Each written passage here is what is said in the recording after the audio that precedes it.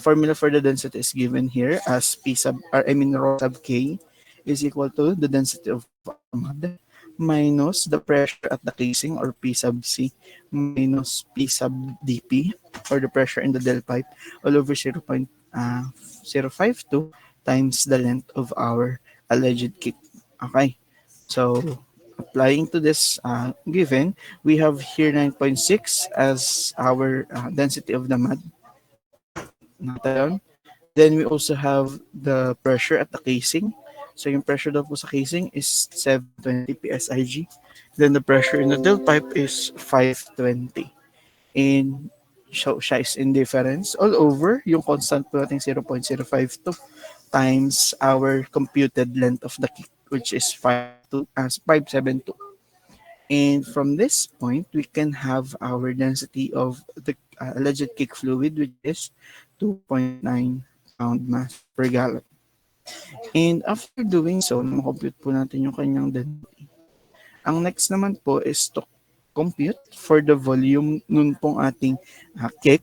And there is also a given that po yung ating meron daw po intrusion, or yung rate po ng ating circulation is 8.5 barrels per minute, and it is given na 3-minute period.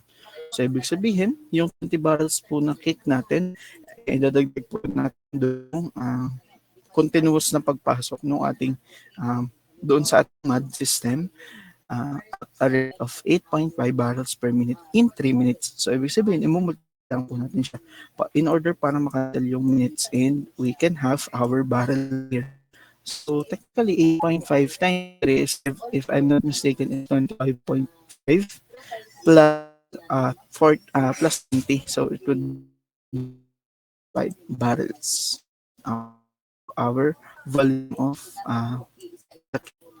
or the alleged. And at this point, ito kasi is mud, tas ito ay yung ating fluid, yung particular kick fluid. And yung atin daw pong length ng mix zone, so technically, we have here the mixture of our kick fluid and the mud already. So, yung pong magiging new length of kick will be 900, and this 900 is from our drill collar, length ng drill collar, plus 45.5 minus 31.5. So this 45.5 is yung compute po nating volume, and yung atin pong 31.5 is this one. Yung pong na-compute nating air capacity earlier, and i-minus natin po siya dito sa na-compute nating volume ng kick para ma-multiply po natin dito sa 12.9, which is yung atin pong annular capacity naman daw po ng ating casing, opposite doon sa ating drill. Okay. So, upon calculation sa calculator, we can get our length of kick as 1,081. And earlier, siya ay 572 dito sa ating So, ngayon is naging 1,081 na siya, since it is mixed with our drilling fluid. And from this one, we can new density of the mix zone, or yung pong mixture ng drill and the kick. So yung density is given us. So this one is typographical. So remove this one kasi siya. But in order to compute for the new density of our mix zone, so we can have here 9.6, which is the density of our drilling fluid, minus the pressure at the casing. So the pressure at the casing is 720. Then the pressure at the drill pipe is 520 all over 0.05. Then multiply it to the length of the kick. If yung length kick earlier was 572, so for today or for now, we have the length of the kick as 1,081. So that would be the new length of the kick. So yun po yung mix zone, or halo na po siya with our kick fluid and the drilling fluid. So we can now have a new density of our mud system at 6.0. Okay. So, yun. Since yun daw pong ating column of the mix zone is only 1,081 long, feet long and is under high pressure. So yung atin daw pong mean density can be given as this one. We have here density, yung nakuha natin density. So siya po is equal doon po sa ang taas is more of the mass kasi ito po yung ating density ng kick. Kasi we are pertaining to the density of our kick. Technically we are to find it. So in order to find it, so siya i-multiply po natin sa volume kasi 'di ba ito ay technically this one is bigyan natin technically this one is density or mass over volume. And kasi siya po yung density ng kabuuan. And in order to find yung atin pong density ng cake, which is a part of the system, so we have here the mass of our cake, and this is the mass of our mud. Okay. And this one is the total volume. So yan po yung total volume na na-compute natin kanina. Okay.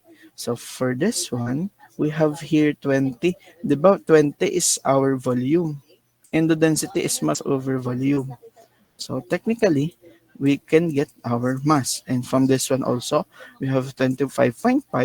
25.5 is not given on the problem. However, based from our figure here, which is connected, this is the diagram. For example, 4.6, which is this one. So technically, we have a given volume of our mud as 25.5 barrels. So this is the volume of our mud, and this is the density of our mud, which is given as mass over volume. And upon multiplication ng volume and the density, we can now have the mass. So kaya po siya ay summation ng mass all over the total volume or VT.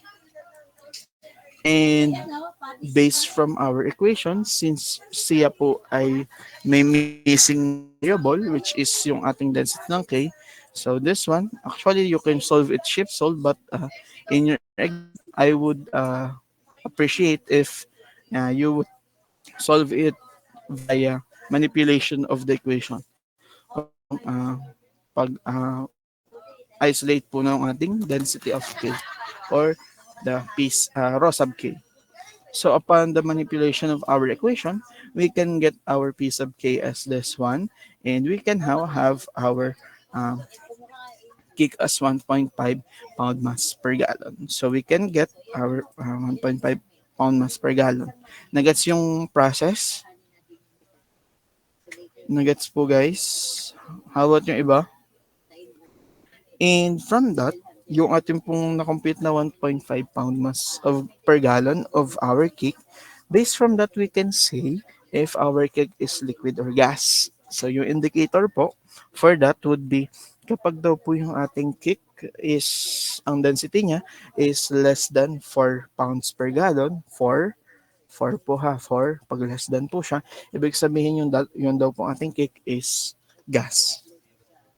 And kapag naman daw po siya is more than 4 pounds per gallon, ibig sabihin siya daw po ay liquid. Okay. E paano naman po kapag yung ating density ng cake natin is exactly 4 ppg. So technically, it is transitioning from gas to liquid. So ibig sabihin siya po ay in form of condensate. Questions? Nagets po yan? Na gayon, guys. Okay. So yon, we can now. Do you have any question with regards sa computation po ng ating kick? Volume? Questions? Wala pong question? Guys? Alin yung last? Yung sa sa kick? Okay, ulitin ko ha. Diba yung na-compute po natin kanina is 1.5 pound mass per gallon. Ibig sabihin po, may indicator po kasi tayo in order to find or in order to identify if the cake is liquid or gas. So kapag daw po yung ating cake is gas, ibig sabihin yun daw pong ating makompute na density than 4. So technically, this one, which is 1.5, is less than 4. Ibig sabihin, we can now conclude na yung atin pong kick is in form of gas. However, on the other hand, if kapag naman po siya more than 4 ppg or more than 4 pound mass per gallon, ibig sabihin yung ating daw pong kick fluid is particularly liquid. Then kapag siya ay nasa pagitan, I mean siya po ay exactly 4, so technically transitioning po siya from gas to liquid, so siya po ay in form of condensate. Nagets yon? Wala yung message niyo. Nagets. So yung indicator natin is 4 ppg or 4 pound mass per gallon. Okay, so I assume nagets nyo na po yung ating problem for this one. So let's now proceed to our problem. So this one is supposedly included, but I did not include na this one, 4.7, because it's somehow complicated and it will consume more time. So let's now proceed here for our next calculation on page 53.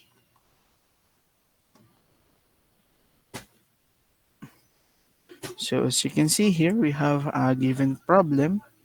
Actually, enough na pala tong isang space. Pero for this, ito tayo sa taas. Yan, ito yung formula. So for this one, it is just a simple direct substitution. Okay, kita nyo naman siya.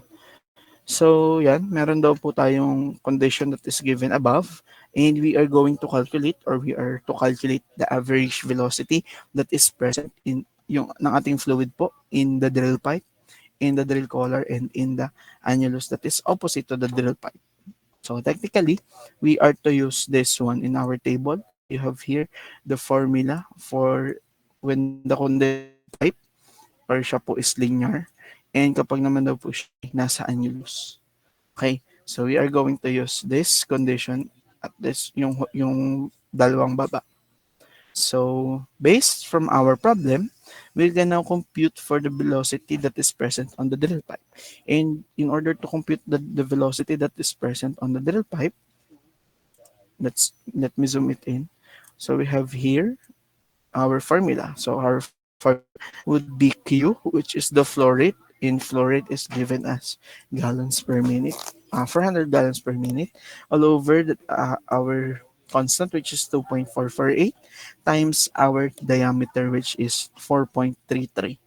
So we can now compute for our velocity on the drill pipe as this one. So yung 4.33 po na diameter ng ating drill pipe is to be considered po siya as yung ating pong inside diameter or the internal diameter or ID. So ID po siya ng drill pipe. Okay. Next, we have the velocity for the drill collar. And for the velocity of the drill collar, same as the drill pipe. So ang i-consider po ulit nating diameter is the ID or the inside diameter. So based from this one, we can now compute for our velocity. So direct substitution lang ulit, then we can now get the velocity as 26.1438. Next is the velocity on the annulus opposite to our drill pipe, or denoted as V sub dp. So for this one, good morning ma'am. So for this one, we have a new. So kung ito po ay pipe, in terms of pipe, so technically, we are to use this one. And since siya po is annulus that is opposite to the drill pipe, we are going to be using this formula here, yung nasa kanan. And from that one, we can now have a new formula, which is meron po siyang difference ng 2 squares of the diameter. And yung diameter pong involved for this one is dito. Yung diameter pong involved based dito sa kaliwa is for the first diameter, we have the outside, the bit diameter. Siya po yung given na bit diameter. And for the second diameter that is given is siya po yung outside diameter ng ating drill pipe. Okay, so siya ay outside diameter ng drill pipe. So based from this equation, we can now get the velocity doon po sa annulus ng drill pipe as this one. Nagets yun? So this one is very simple. Nagets yun? Siya ay direct substitution lang. Just like yung mga susunod pa. Questions? Do you have any questions so far? Wala pa? Okay. So I assume wala pong questions, hindi pong reaction and raising ng hands. So let's now proceed to the next one. For the next one, we are going to deal with the flow through jet bits. And for this one, meron po tayong involved na formula here. Yan, ito po, yung ating formula for this one. And just like yung ating previous, this one is also direct substitution. And for our example, 4.13, so siya is nag-jump pa na 4.13 agad. Kasi yan po yung sa libro mismo pinuha. From this one, we can have our given. So we have the given 12 ppg, yung drilling fluid. Tapos meron daw po siya 3 nozzles. So ibig sabihin, kada cone ng ating bit ay may nozzle, which is classified as 13/32 inch nozzle at a rate of 400. So in order for us to get the, kasi ang hinanap dito is the pressure drop across the bit. So in order to get for the pressure drop across the bit, first step is to compute for its contact area or yung area po ng ating nozzle. So for the area, we can have our formula here as pi over 4. Diga pag area, lagi may pi over 4, then diameter. So for the diameter, since there is a presence of 3 nozzles doon po, which is classified as this one, we are going to have the sum of the 3, but it is the sum of the numerator. So siya is 13 squared na tatlo. All over yung ating denominator na naka-square. So from that one, we can get our area as 0.3889 square inch. And after getting the area, so we can now direct substitution from our formula here. So it is 8.311 times 10 to the negative 5. This is constant. Times our density ng ating fluid, which is 12. Ito siya. Times flow rate squared. So siya ay naka-square, 400 square. Times CD. Yung CD po natin, which is this one is for the safety factor. So siya po ay constant. So huwag kakalimutan na po ay naka-square time our computed area earlier. So for this case, kung siya po is computed area, ang gagamitin nyo ay yung full decimal. Kasi ito po yung ating mismong hinahanap. And you are going to find the pressure drop on the bit as this one. So wag niyo kalimutan, for this equation, we have 3 values or 3 variable that is subjected to exponent, which is 2. So siya po is naka-square, wag niyo kalimutan. So there are cases na ang nangyayari is kapag siya po ay kapag i-check ako ng papel, tama yung nakasulat na sa solution, tas ang nangyayari iba po yung value. So yun po ay nagkakaroon ng parang error or yung pag-i-input sa calcu. Okay. Gets po? Yung sa pag-compute po ng pressure drop doon sa ating bit. Gets yung pag-compute sa pressure drop across the bit? Okay, so siya po. Yan. Ano yun, Antoinette?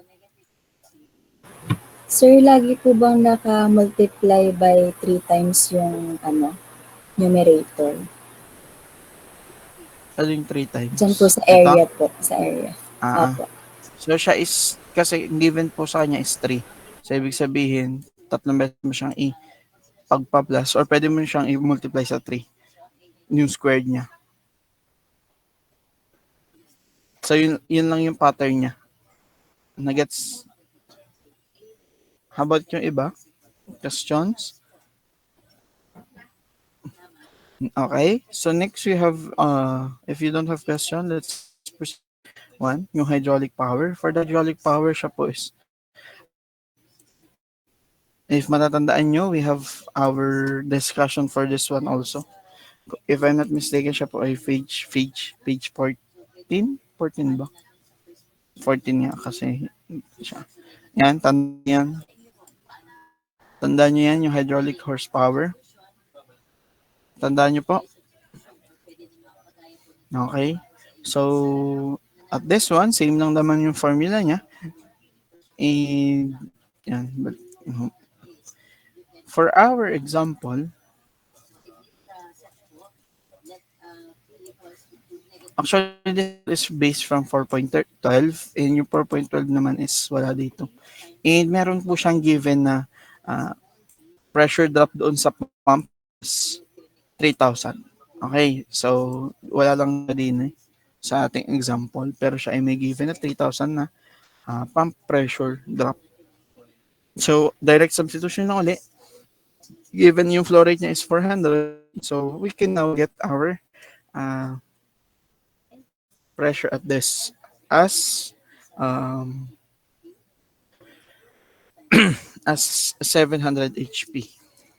Nagets yun? Ito more on direct substitution lang. Gets po yun? Okay, so let's now proceed to the next one. Hydraulic horsepower. Hydraulic impact force. And for this one, same as yung atin pong ano is direct substitution again. So ito lang siya. Then our problem for this one is based from our example 4.13. And let me flash 4.13 here. So direct substitution again, we have the CD. Ito ay constant ha. Itong 0.1823. Then we have the C sub D. Then we have the flow rate 400. And lastly, we have our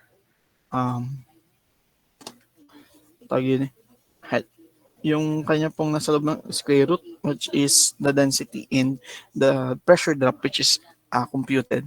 And for the pressure drop, kung siya po is sa exam and sa problem set or sa quiz, so ang ilalagay niyo po dito is yung, kasi we are finding for our hydraulic impact force or yung atin pong F sub J. And we can now get our hydraulic impact force as this one. So yung unit po niya is always pound force.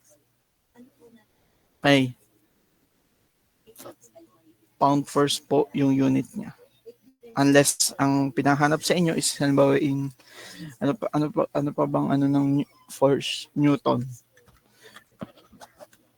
Okay? Do you have any questions?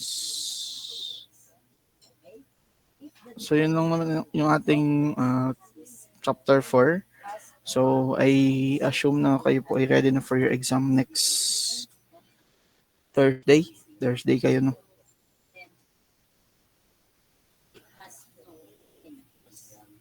Do you have any questions?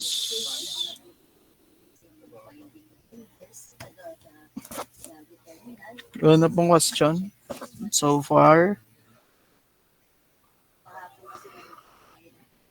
Kaya po ang inyong schedule. 11:30 to 1, tama? Okay, so 11:30 to 1, yun po yung ating schedule for